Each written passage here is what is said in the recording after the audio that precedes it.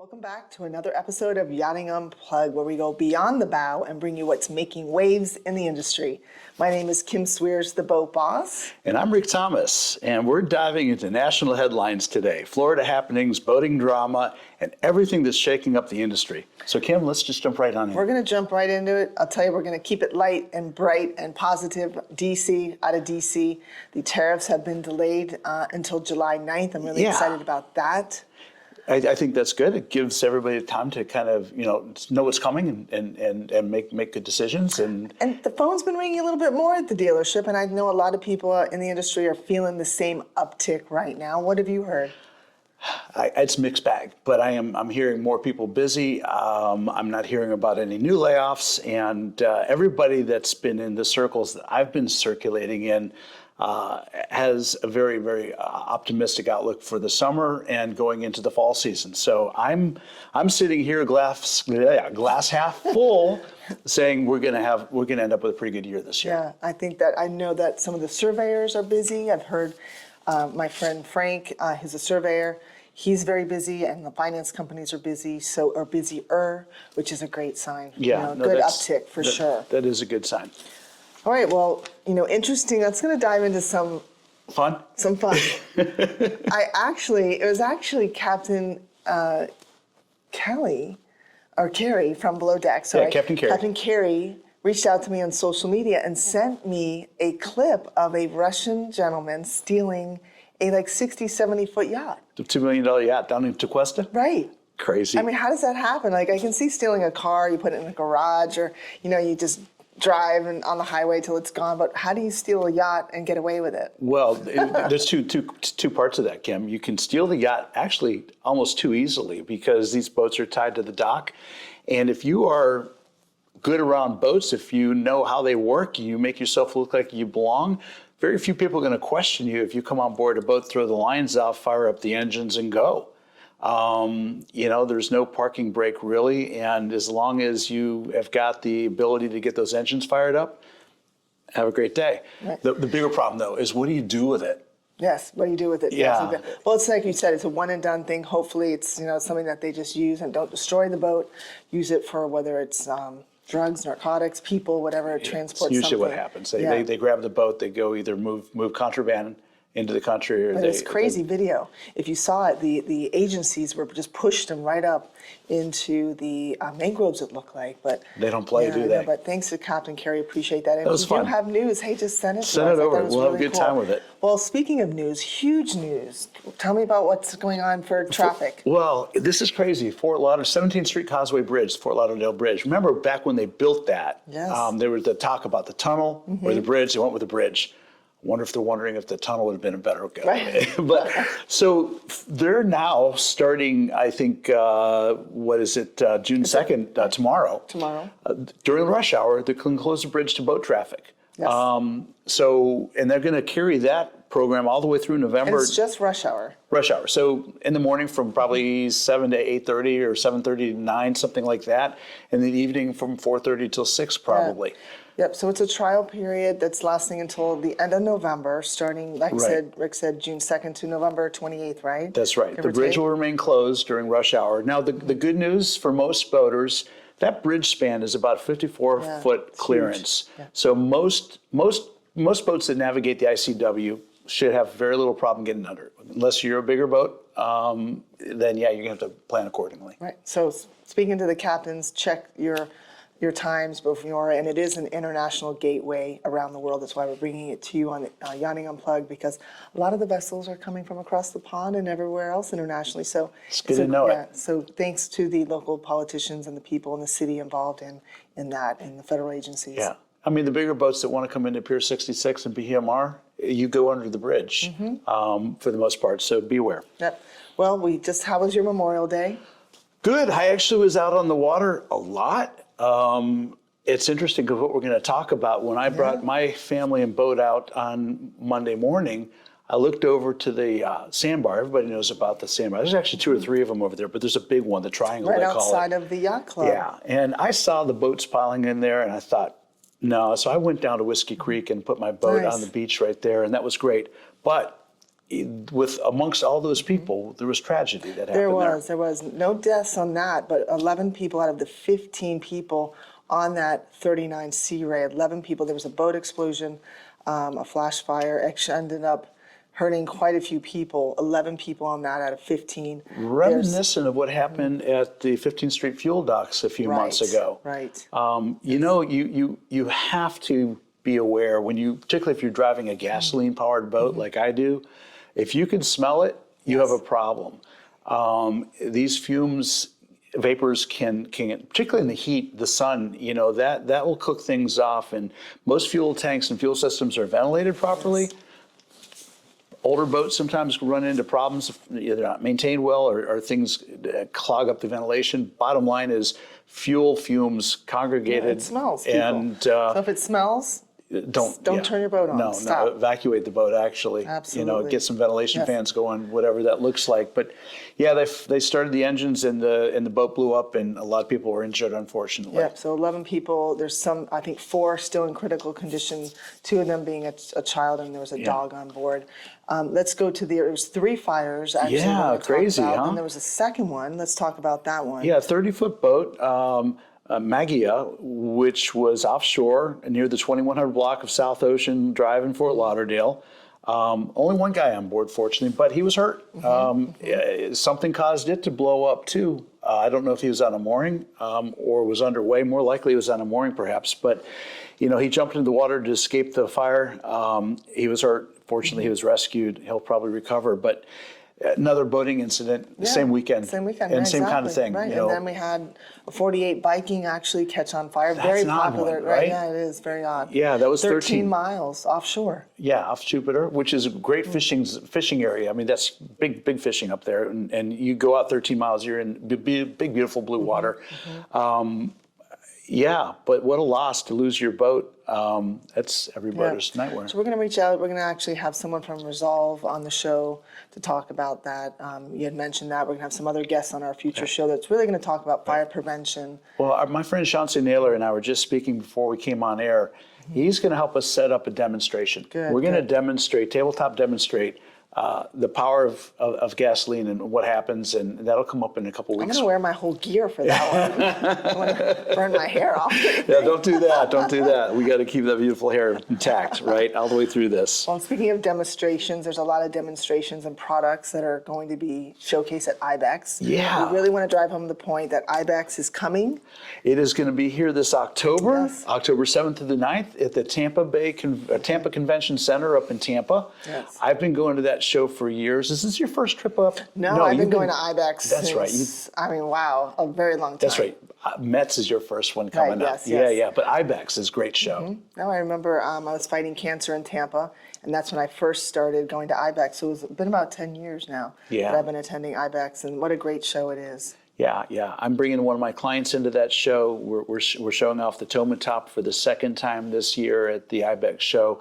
It's a great. It is a congregation of the U.S. boating industry and elements of the world boating industry coming into Florida, Tampa specifically, for 4 days of just good networking, great presentations, great products. Sea trial demonstrations in Tampa Bay. Yeah, there's tons of boat manufacturers that are actually on the bay, which is great. So it gives you a chance to get out there and test some of the hybrid solutions and also the autonomous driven vessels and so many great new products that are on the water, not just inside the convention center. So book your hotel and register today. I love it. All right, let's talk about people in the news. Yes, people in the news. I mean, Frank Holgemeyer, who's a great advocate. He's the man in the industry. NMMA. Yes, he's the president of the NMMA, and he's recently been...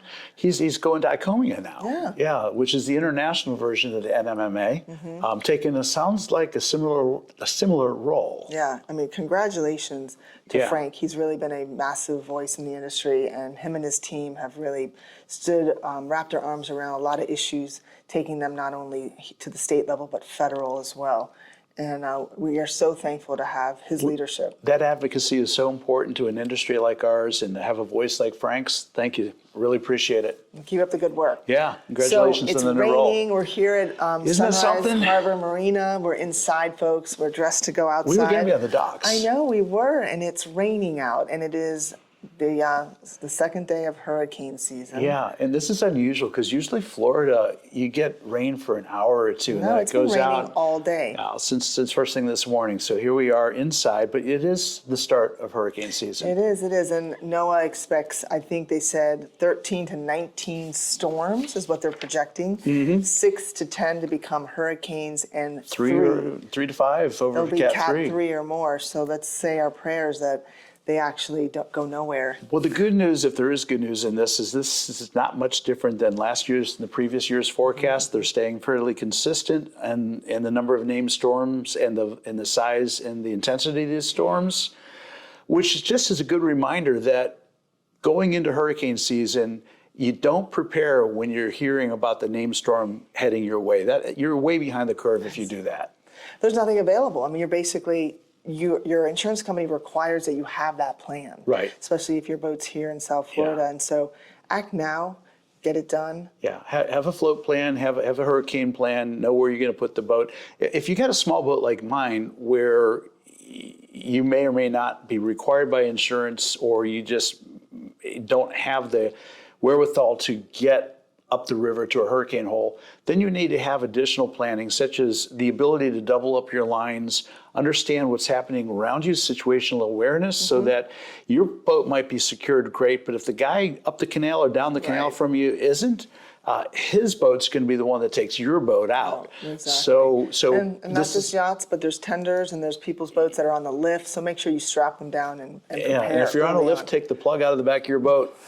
I've seen so many lifts fail because the boat fills up with water and can't handle all that extra tonnage, and then boom, everything's gone bad day. What we can handle is that the Panthers are in the Stanley Cup Hoorah, playoffs. Okay, yeah. high five. We got Second year in a row. Got my Panthers hat on, which, Rick, you got to hit up the store here in Fort Lauderdale. You know what? War Memorial Auditorium. We're going to do that. We're going to do that. Check Yes, it out. absolutely. But our first game is Wednesday against the Edmonton Oilers. Yeah. And they've been in the Stanley Cup a long time ago. 84, 85, 87, 1988, and 1990. So I love it, but you know what? We're coming after your lunch money. Well, they're on a dry run. They're coming out of a dry run, so you know they're motivated. But we're on a hot streak. Yeah. So we won the Stanley Cup last year, the Florida Panthers, and shout out to a lot of the players, the coaches who are avid boaters. That's why we talk about the Panthers a lot. Yeah. The Panthers, I call them the culture kings, because they really have created such an enormous culture here at the Florida Panthers, and they, instead of having a lot of the players become free agents, they've really located the Iceplex downtown, inside the boating capital of the world, so they don't have to travel out where you live, all the way out west in Fort Lauderdale. They really practice downtown. They take their golf carts to work. They are in their boats constantly. So the Panthers are avid boaters, and they're just couldn't be happy for them. It's a good synergetic relationship between the professional franchise and the community, which is what it's all about, really. So hopefully we'll have them on another Viking. I know last year they took the Stanley Cup on a Viking. I have that photo and in my phone, but hopefully we'll do it again and have the whole parade here on A1A. It was such a great experience last year. Absolutely. And I'm sure our producer, Ray, is going to be pulling for the Panthers again this year, too. Yeah, I know. Well, speaking of Viking, some unusual news we heard. Viking Valhalla yacht sales, which is their arm, the division that sells the Valhalla and Sport other. boat. Yeah, they are now a Monterey dealer. That is pretty interesting. Monterey boats, they're expanding. I don't know who, they're both benefiting, obviously. But that retail arm of Viking Yachts is now working with Monterey and Synergy, and good on them. Great boats. Of Chuddy and Pat Healy and his entire team, his sons and Ryan, and they were all in that picture. So congratulations. We'll wait to see what happens there. Love the positivity. And speaking of Viking, they're making some sustainability moves in headlines as well. Their annual dealer convention meeting in New Gretna is happening next month, and they're bringing out their 48 convertible powered by Scania V8 engines. It's going to run on renewable diesel. Interesting. And renewable diesel is a fuel that is manufactured from a variety of resources, not just pure petroleum. So it's a unique product. It's a unique way of finding another version of sustainability.